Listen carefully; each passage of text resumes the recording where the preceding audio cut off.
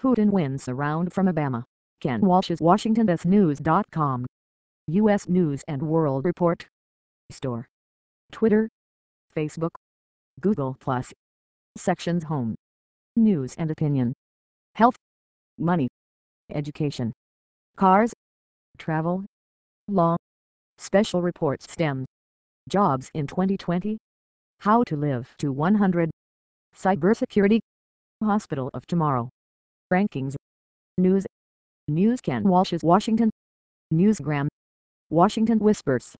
Press Past. At the Edge. Opinion. Science. Cartoons. Photos. Videos. Home greater than news greater than Ken Walsh's Washington greater than Putin wins a round from Obama. Ken Walsh's Washington. Putin wins a round from Obama. By Kenneth T. Walsh. September 12, 2013 RSS feed print comment. Tweet.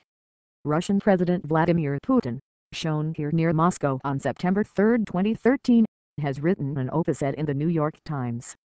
For years, there has been a competition on many levels between the President of the United States and the President, the wartime leader of Russia and the Soviet Union. Today, it's Barack Obama versus Vladimir Putin, and the latest round went to Putin. The Kremlin leader outmaneuvered Obama in the Syrian crisis and came across as a peacemaker, while Obama looked like a politician who was too eager to throw America's weight around. Putin announced earlier this week a surprise initiative to persuade Syrian President Bashar Assad to give up his chemical weapons and transfer them to international control. This defused, at least temporarily, the showdown that Obama had precipitated by declaring his intention to strike militarily at Assad's regime as punishment for the alleged use of chemical weapons that killed more than 1,400 people, including hundreds of children, last month. Red, Obama muddled through on Syria. After Putin's initiative was announced, Obama said he would hold off on striking, and Congress delayed votes on Obama's request to authorize the use of force against Syria.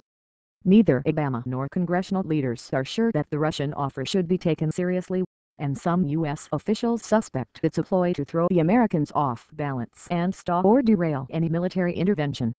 Senator John McCain, of Arizona, said Putin had lured Obama into a game of rope-a-dope and had scored a political and PR coup. The Russians apparently want to widen their influence in the Middle East and cement ties to Syria and Iran, and, more broadly, appear to be peacemakers.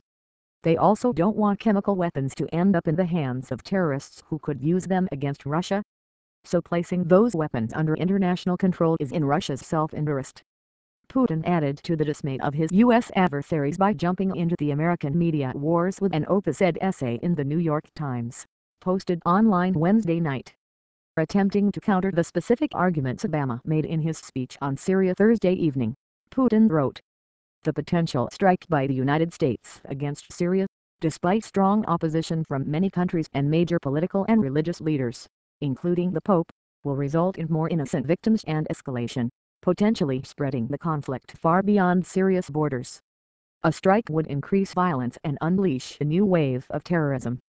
It could undermine multilateral efforts to resolve the Iranian nuclear problem and the Israeli-Palestinian conflict and further destabilize the Middle East and North Africa. It could throw the entire system of international law and order out of balance." Putin's essay cleverly focused on the concerns and fears of Americans, showing a nuanced understanding of U.S. politics. It is alarming that military intervention in internal conflicts in foreign countries has become commonplace for the United States, Putin wrote. Is it in America's long-term interest? I doubt it.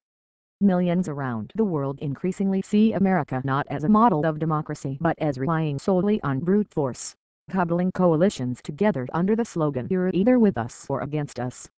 Putin also said, "No one doubts that poison gas was used in Syria. But there is every reason to believe it was used not by the Syrian army, but by opposition forces, to provoke intervention by their powerful foreign patrons, who would be siding with the fundamentalists." Reports that militants are preparing another attack, this time against Israel, cannot be ignored. Red, Congress relieved to take pause on Syria. Obama and Putin have a troubled relationship that reached the new low at the recent Group of 20 international conference in Russia. Obama canceled his formal meeting with Putin in response to Russia's granting temporary asylum to Edward Snowden, the U.S. government contractor who leaked classified information about U.S.